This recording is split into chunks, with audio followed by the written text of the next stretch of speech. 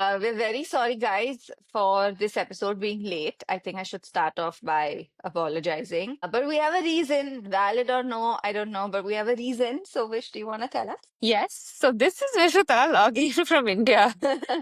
That is our reason. I'm back in India. Yeah, I was just like packing and running around and taking my flight, and that's why we couldn't record it when we should have. Sorry for that. Yes, I am very sorry to the viewers, but my happiness is out of bounds. It feels incredible that we can record without trying to convert the time to see who has to stay awake or who has to wake up early. And we can really take our time to do this.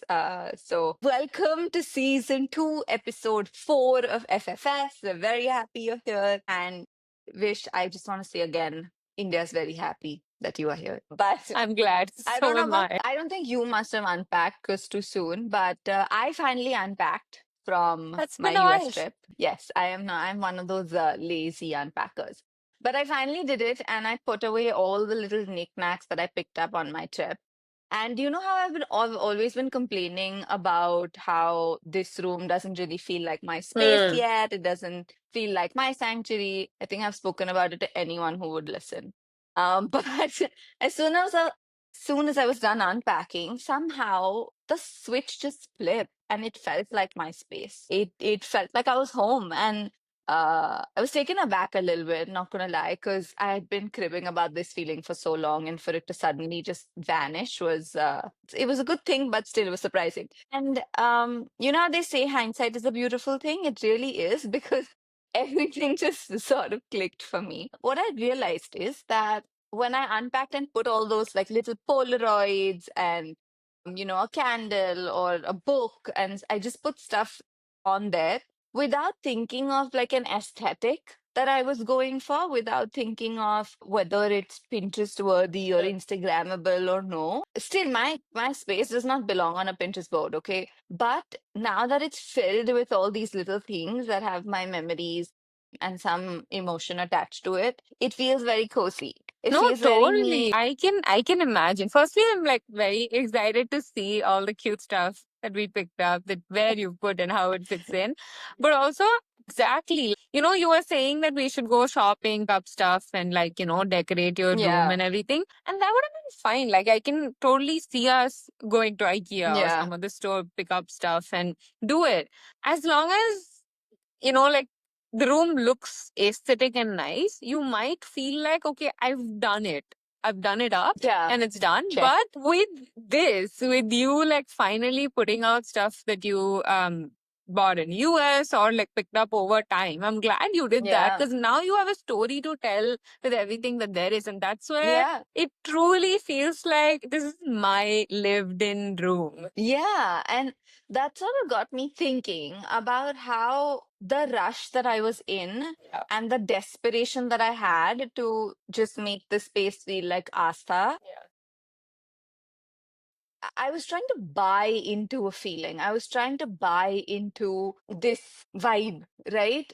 Yeah. But the Astha vibe is not something you can buy. Yeah. What I got today. I think a lot of things, like if you want to become a gym girly these days, we buy like cute workout sets and I'm a gym girly, but that doesn't really make you a gym girly. Do you get to the gym? Do you Also actually work out feel every day?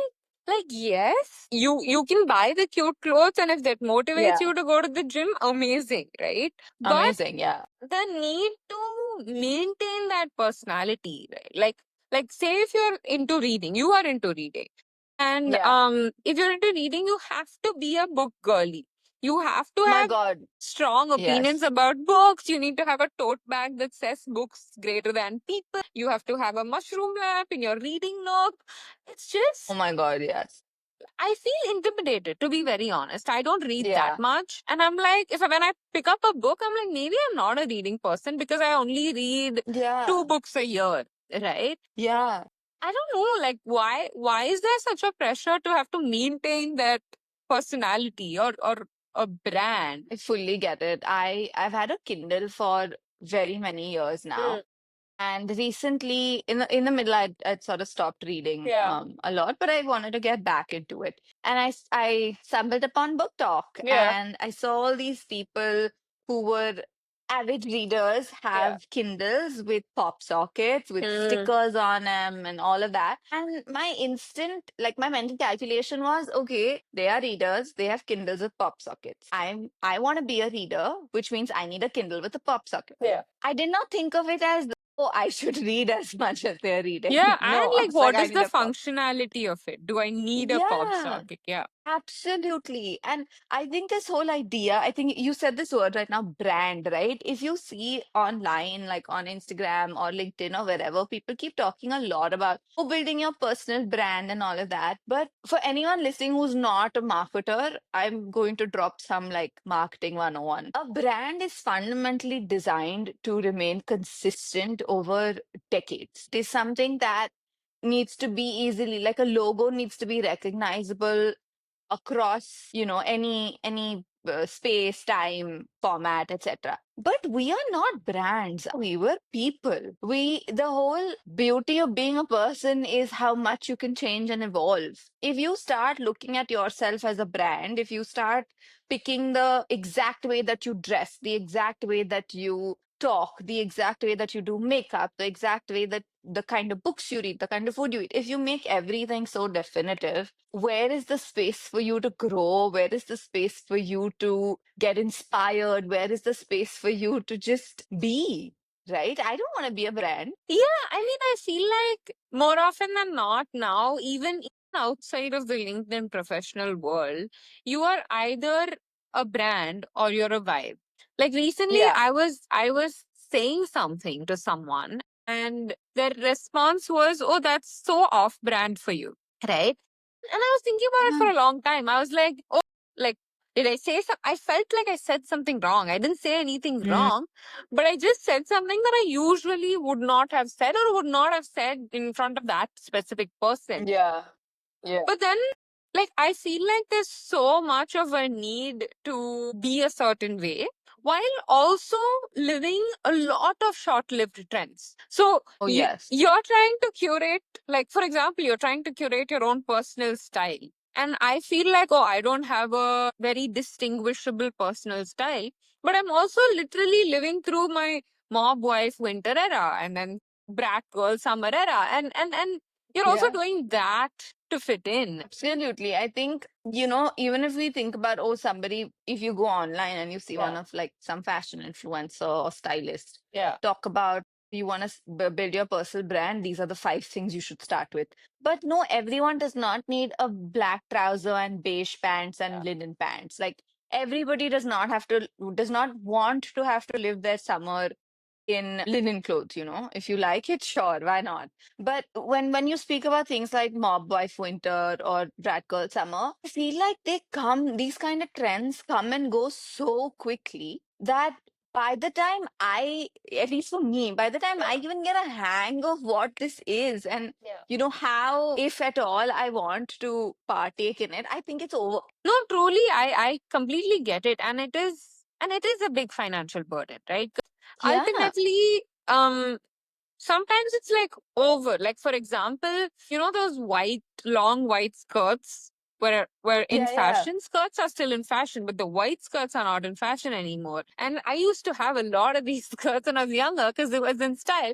And then I gave it away, of course. And then I had to buy it Yeah. again because, it was in style again last year. And now it's off style. So now I'm just like, do I donate it? Do I keep it? It's taking up space, but it's not in trend. I don't want to look like I'm not up to date with the trends, but I also don't Yeah. want to keep hoarding and keep buying. Yeah. So it's, I think, definitely a short-lived trend is a problem from the point of view of how do I make that fit into my personality. But I also Yeah. think it's really hard for a consumer to figure what do I pick and choose and buy. Like, I Yeah. understand that a lot of this comes down to fitting in, but still, I mean, like, I was talking to my little cousin the other day, and she's like in eighth grade, I think. So she was like, "Oh, can you get me a water bottle when you come from the US?" And I was like, "Sure. Do you want a Stanley?" And this was like a couple months ago. And she was like, "No, who uses a Stanley?" And then I was like, "Okay, what do you want?" And she's like, "Oh, I want a Owala." And I was like, I get it. I mean, I know I'm seeing Owala around. I didn't know it's got into 8th grade as well, but the Stanley era is over and the Owala era is in. Yeah. So this is the same girl who would have wanted a Stanley 6 months ago. She probably has it. So now, like, there is definitely zero functionality to it. But how often do you decide you want to switch? Absolutely. I think we're so dependent on the algorithm, Yeah. particularly, Yeah. that I think we train ourselves to Yeah. believe that, yes, I absolutely need this Ovala, even though I have three water bottles lying in my house that can do exactly what an Ovala can. And I think because I don't know what part of my decisions or what part of my choices now are actually a personal style or just an algorithmic preference that's Yeah, showing I up. mean, as a marketer, that's my dream. I love that, right? I love the fact that, you, without even bringing something very like big enough in terms of functionality, you can sell something that's amazing. That's what a brand Yeah, marketer wants to do. absolutely. Honestly, as a consumer, I'm lost. I'm like, how do I decide what I need and what I don't need? Like, when you talk about the algorithm, I feel like with me, like Labubu had that effect because when I saw it, again, like a marketing masterclass, beautifully done, right? But when I saw it for the first time, I remember looking at it and being like, this is like borderline creepy, right? Borderline, it's ugly. It's downright ugly, and you cannot change my mind. No, I don't judge toys like that. I don't even know if it qualifies as a toy. But anyway, so I was like, why would like you buy it and put it on your bag? Like I really didn't get it. Then like as I kept seeing it, then I kind of like it grew on me. Now as much as I don't own one or want one, I don't think it looks ugly or creepy anymore. Yeah, It's become it's part been of an aesthetic, right? Even normalized. yeah, and even if I don't like want to buy it, I can totally like I would recognize it. If I see it, I would talk about it. It's still very much a part of my life. Yeah, I get that. Yeah, I mean, I don't know. I also think there's something about these subcultures where I feel like I'm sure it happened with the Labubu. I've seen reels around that, but it happened with like matcha as well. Um, Absolutely. Oh my God. We cannot not talk about trends and not talk about matcha because it's blown up in a way that I don't even think ramen and like Korean like K-pop blew up or this blown up much. in a way that matcha, we have shortages of matcha everywhere and Japan struggle. Yeah, like it's incredible how, the first time that, so okay, disclaimer, I'm not a matcha lover and I'm not a Yeah. matcha hater. For Yeah. me, it because I don't understand the drink too much, but I do understand that there's a certain skill involved in making it. I'll have it in some places. I will not have it in Yeah. most places. Whatever. I'm indifferent. The first time I told my friends that okay, I want to get I want to order a matcha. We're in a coffee shop. All of them looked at me like I have 10 heads, and they're like, they forbid me from ordering it. They're like, Mm. no, you are not hopping onto this rubbish. What the hell? They didn't consider the Wow. fact that I could actually like the drink. Yeah. I could actually just want to try it. They killed my curiosity right then and there. And I feel like you were saying, there's been so many reels about like matcha hate or matcha love. There is no in between. Yeah. And it's astonishing because you're saying that you don't want to be part of the trend, but you're creating a counter trend that is still a 100%. trend. It's a very strong counterculture because the people talking about not liking it are not really talking about, they're not stopping at, oh, it tastes bad, tastes grassy, I don't like it. It goes about, like, why are you drinking it? Because it looks great, because it's Instagrammable. I get it. Maybe it's Instagrammable. Anything can be made Yeah. Instagrammable. But the point is, ultimately, you're still riding the wave of that trend. You're just pro it or against it. Exactly. I mean, if you think about it, both chai and coffee are some of the most talked about beverages on Instagram. I Yeah. don't see anyone saying that why are you drinking chai? Yeah. Because it's only because it's Instagrammable, right? And it goes the same with a lot of the merch that's come out recently. Whether you talk about like I don't know, like those, you remember those cherry charms and the Oh, yeah. Coach bag? I know people who bought Coach bags to hang cherry charms. I don't understand why at all. It's very interesting, right? Because I've been thinking about this. Like for me, the first time I got introduced to the concept of charms is Yeah. when I visited Southeast Asia as a child, and I saw a lot of people used to hang a lot of things. It'll be like a small keychain that a friend gifted you, Yeah.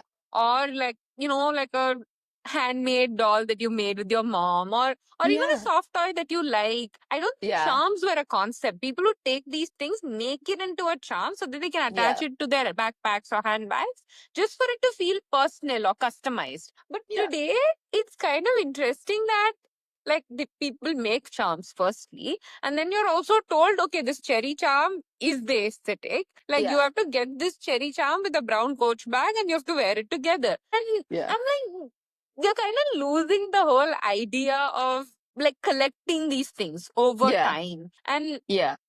like I remember that I once made like after coming back from my trip, I wanted to add charms to my backpack, and my friends had given me Friendship Day Yeah. bracelets. Oh, by the way, Yeah. happy Friendship Day was this Sunday. Yeah. Happy Friendship Day. So I made that into a charm and added it to my backpack. So that's how it was versus now.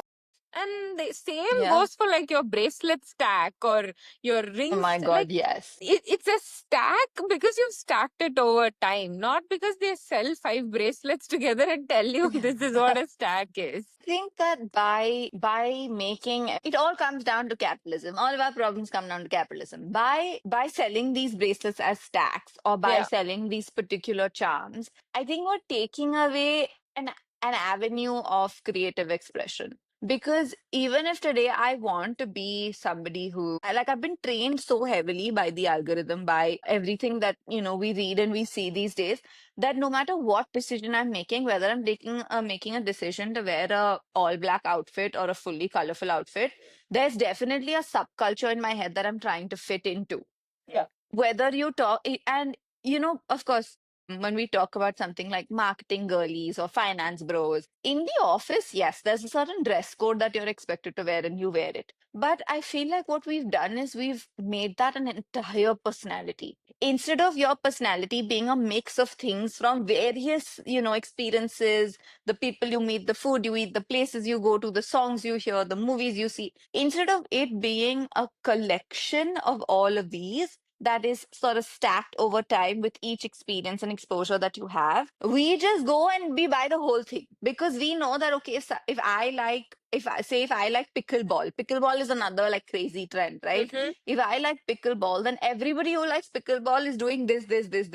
Yeah. So I'm just gonna go and buy that whole thing. But then in that case, eventually there's no, like, your personality and your identity is your biggest distinguishing factor. Yeah. Because you bought every aspect of it. Where is you in that story? Where is the uniqueness at all? There's just no space to, even if we talk about posting on Instagram, even Yeah. like we run this podcast, we initially, when we started, I remember we said, you know what, we will not do trends. We will really just share our thoughts in a way that's organic and that's raw. And after a point, we had to give in and we had to take up some like hooks or some trending editing Yeah.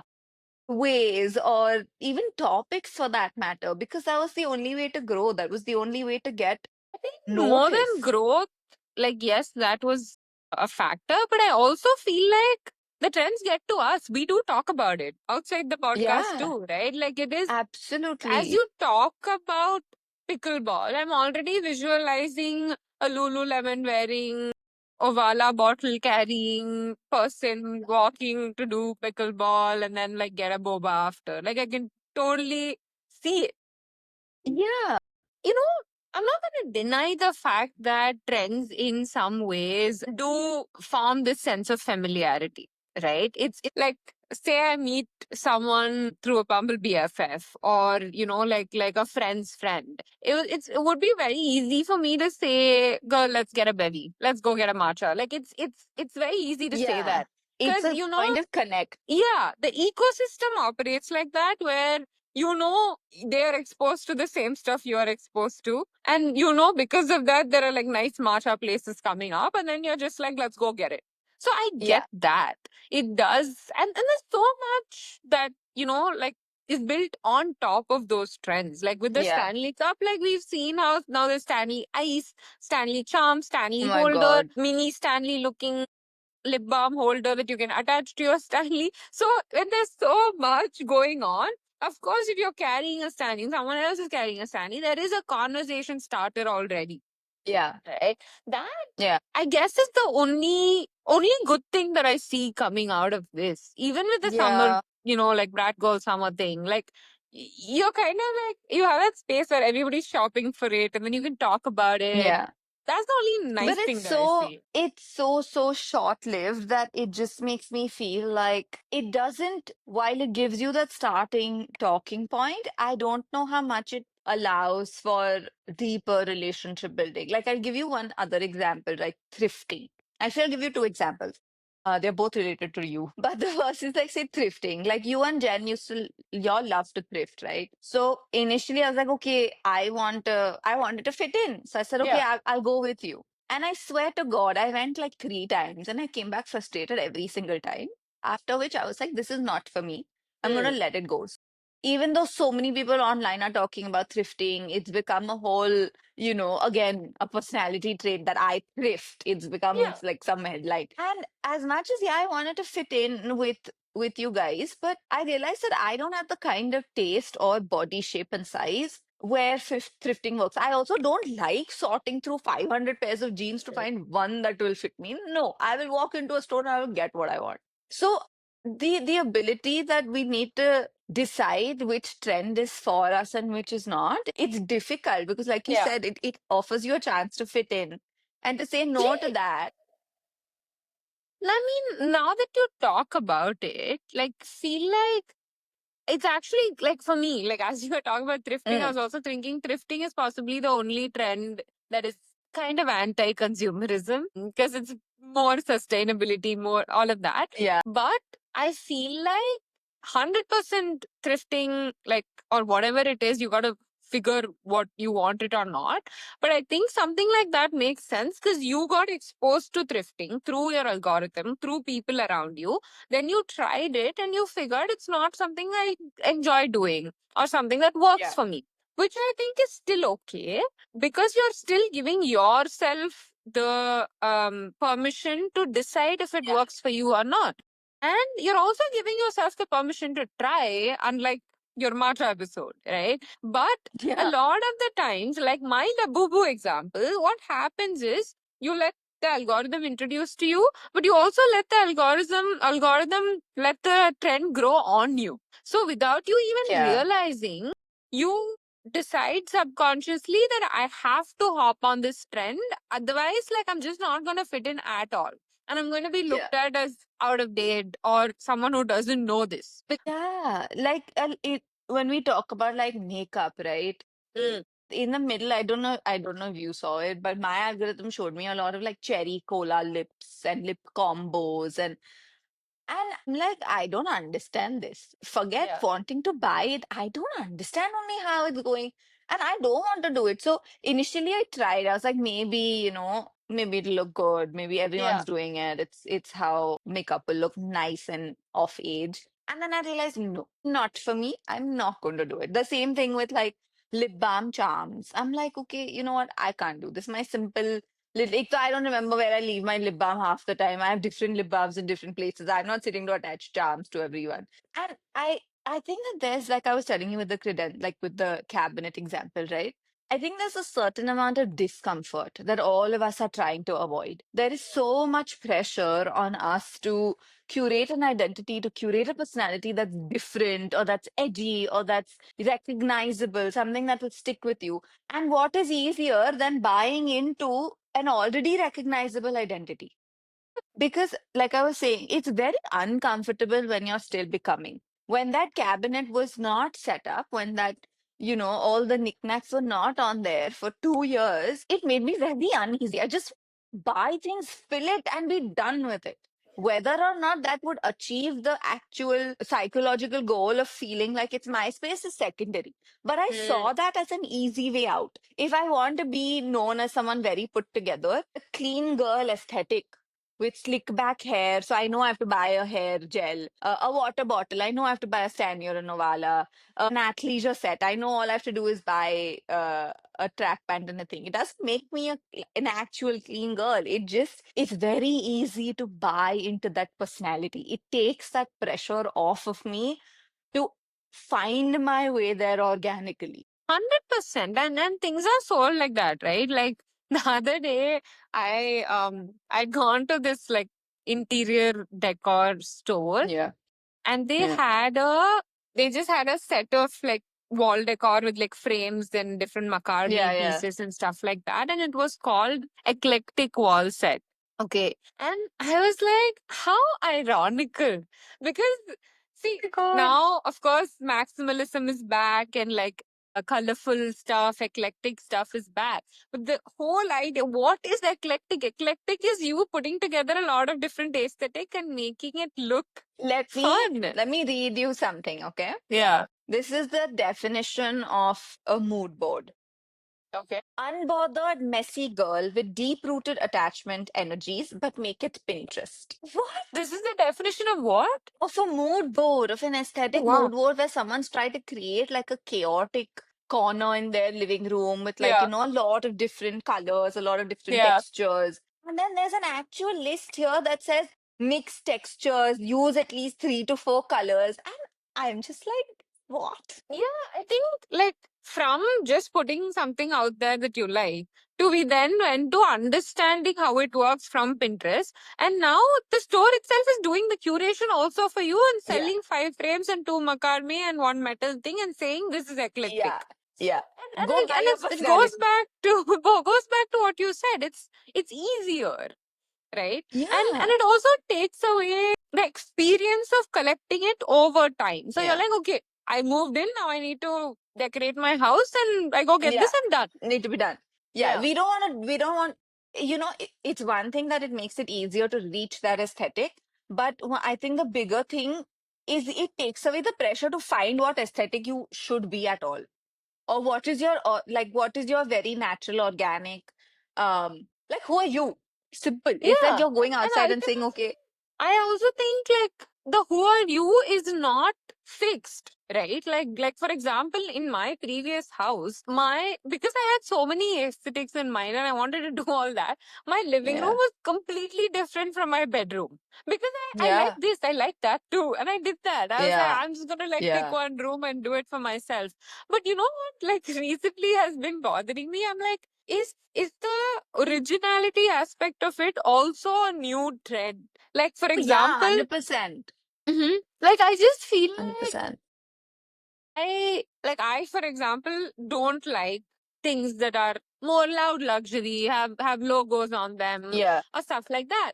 But I've realized because I've told myself that, and I've told myself that I will not wear some things that are like very basic or very trendy. For yeah, example, I will not buy an Owala or a Stanley. But then again, like I tell myself that it's not functional. I don't want to spend yeah, $60 on it. I'm very capable of spending that $60 on another probably non-name brand with the same functionality. So it's yeah. not really about me thinking about value for money. So my thought has been recently that maybe sometimes I'm not looking at the functionality at all. I'm only Yeah, thinking it's not one of those brands. Like for example, yeah. I might need a tote bag and a coach tote could be in my budget, but I will just not even check that site because I'm like, oh, coach is back Everyone again, has like it. it's everywhere, so I shouldn't be Yeah, wearing it, which is yeah. also doing the same thing now that I think about it. Yeah, it's anti subculture, like we spoke about. It at the end of the Yeah. day, you're affected by the trend one way or the other. There's something I read very recently, and it's slightly long, so I'm going to read it out to you. But it was a little terrifying that this is something that is so well defined, but it is. It's called market competitive identity development. Very complicated term, but has a very basic meaning. Sounds like a very It marketing means term. it means that the development of our personal identities are now in late stage capitalism, tied to the economic system where they once weren't. Identity is now merged with consumerism and materialism. We define who we are based on what we buy.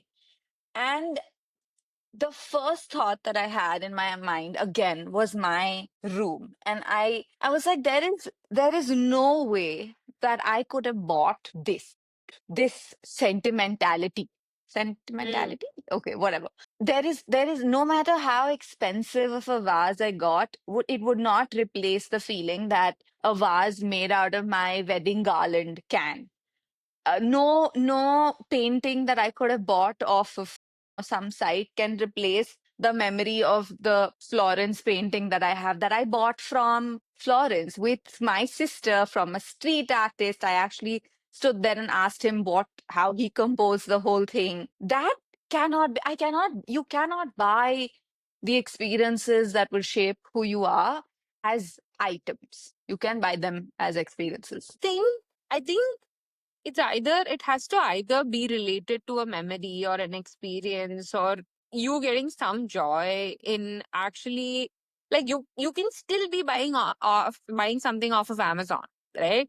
But I Yeah. still feel like there needs to be something that you wanted and got inspired by, and then you're buying it instead of just scrolling, saving, and then buying it. Like, it's just Yeah. not, no, somebody did not curate it for you and tell you these are the 5 things you have Yeah. to put on your, like, bedside table for it to look aesthetic. Because I mean, again, do what you want, but I still feel like there's more, satisfaction in doing this, Yeah. or sticking to something because it's functional, right? Like, I Yeah. know I for a fact that, okay, I spent $200 on this bag and it makes sense to me. I know why Yeah. I bought Yeah. this. I And think that we honestly, one thing I've realized is, if you're one of those people who wants to spend yeah. $2,000 on a Prada bag, right? And know that you're buying it because it's Prada, go for it. Like, yeah, you know it's the Yeah, brand you're just trying be to signal, aware. go for it. Because then you know. Yeah, absolutely. I think that each of us, I hope that anyone who listens to this episode takes it as a reminder, because I will, as a reminder that each of us needs to be the custodian and curator of our own identities. And you don't have to do it with the motive to be different. You don't have to do this with the motive of fitting into one like subculture Yeah. that you see online. Just do what you truly like. That could be somebody, I could be someone who loves brands, loves luxury brands, and that's what I want to collect. Great. You could be someone who just like one of my cousins, just she's the most low maintenance person I know, and she loves tote bags. Like she truly loves them, has been using them for years. So Mm-hmm. then do that.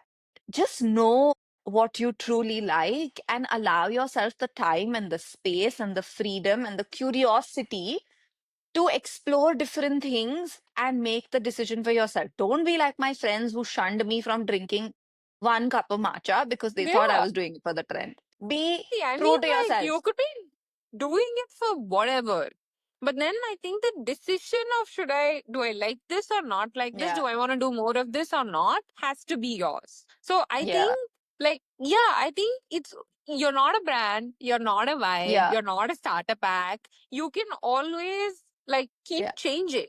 Nothing, Yeah. your job, your hobby, your family, where you come from, none of this needs to be your whole personality. We're all a Yeah. mix of things, and I think we Yeah. should be able to embrace all those different pieces of us. We should. We should. I hope everyone, I know I'm taking that with me. Please remind me time and time again. But for everyone listening, I hope this serves as a reminder, a nudge, or even validation if you agree to what we think. But if not, tell us in the comments, DM us, or whatever. We're happy to chat always. Yeah, tell us what's a trend that stuck with you, that you like Yes. a lot and will keep doing, and what's a trend that you hate but you tried. But yeah, catch Okay. you on the next episode. Bye.